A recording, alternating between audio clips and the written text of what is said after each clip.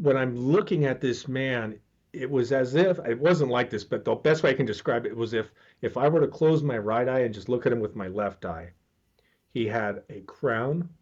His robe was white, like a pearlish, beautiful, perfect white. And he had this golden sash, and everything about him was the epitome of all glory. He was the pinnacle of everything for all eternity.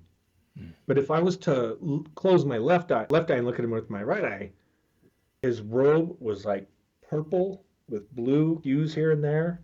Mm. He had something on his chest. It had these precious stones, and he had a rod, like a golden rod.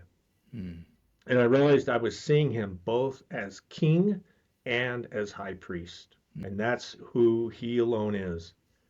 And finally, I had the strength to cry out, Mm. "It's Jesus." You know what blew me away the most?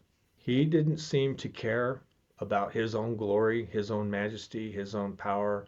He didn't seem to care about any of that. You know what he cared about?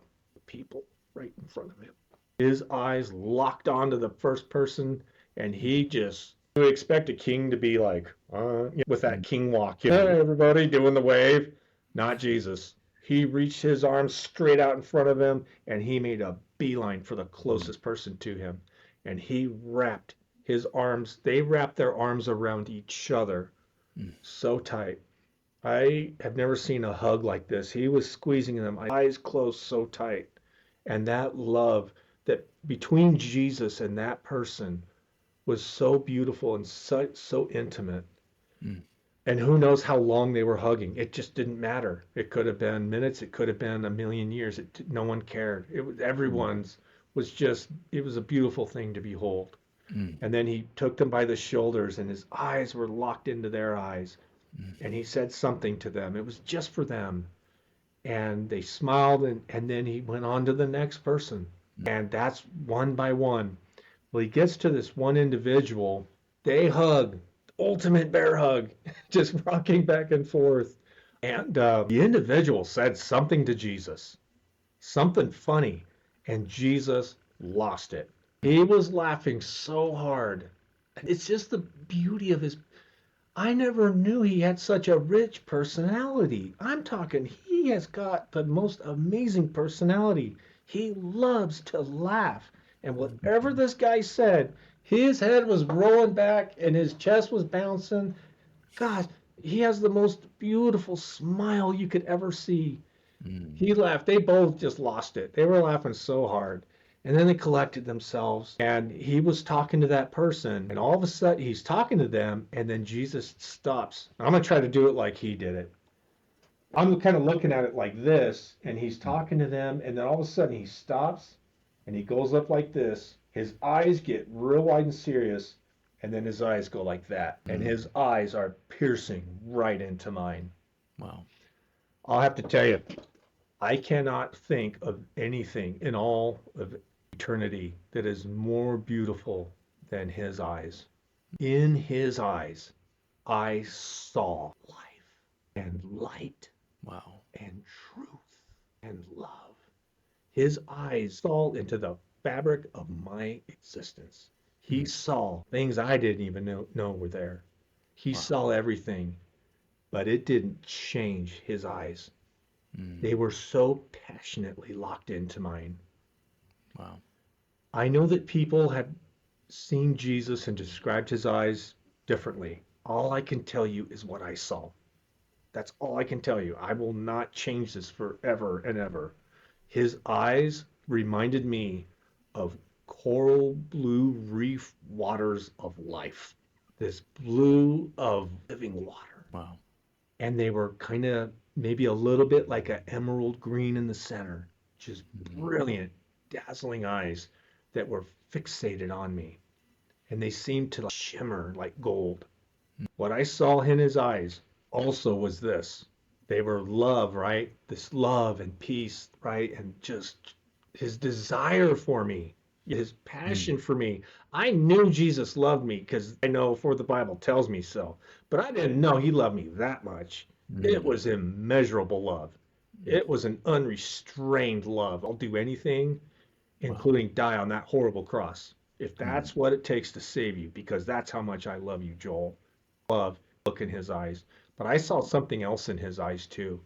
Mm. Jesus is not messing around. When it comes to sin and when it comes to righteousness, he is not messing around about you and I.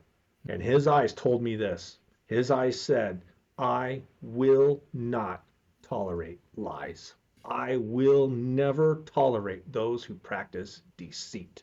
I'm telling you what I saw. And so his body's turned like this, his head's turned like that, and it's like he lines up his body to his head, almost military, right? The military turn. And Jesus starts walking straight towards me. And I realize I'm next. I'm next for a big bear hug. And in that moment, all I could think about was how unworthy I was. And I cried out, no, I'm crying out. There is no way that you who are holy and true are going to have anything to do with me, a hard-hearted, willful sinner. There's no way. And I turned and I started running as hard as I could in the opposite direction. And heaven being heaven, whatever you want to see, you see it. And it's totally the norm too. It's just totally the norm. Now that I'm here, it seems weird, but when I was there, I'm running this way, but I could see that way. And I could see Jesus moving people out of the way in urgency, starting his way up the hill towards me, chasing after me. I couldn't believe it. And so I'm running, and then pretty soon you can hear him getting closer, and I'm realizing he runs a lot faster than I do. And it wasn't long before I realized it was useless. It was useless to keep running. There was no escaping his love. And so I stopped. I looked down. I did not dare turn around. And Jesus drew near. I could feel his body. I could feel him. I could feel the heat. And he slid his arms around my shoulders. And he pulled me into his chest. And he rested his chin right here on my left shoulder. I could feel his beard on my cheek. And he just pressed me into his chest so hard. The most beautiful, beautiful hug anyone could ever dream of experiencing. I didn't say a word. I couldn't say a word. I don't know how long he hugged me, but after a minute, he whispered in my ear. He said, Joel, you aren't looking for love in all the wrong places. You're here. You're in fellowship, right where I wanted you to be. But Joel, you keep running from me. And it was true. I knew it was true. And all he said was, Joel, let me love you. And when he said those words, it expanded in my mind to the fullness of what he meant. He meant, let me love you right here, right now, right where you're at in life. There is nothing that you can do to make me love you more than I already do right now and forever. Amen.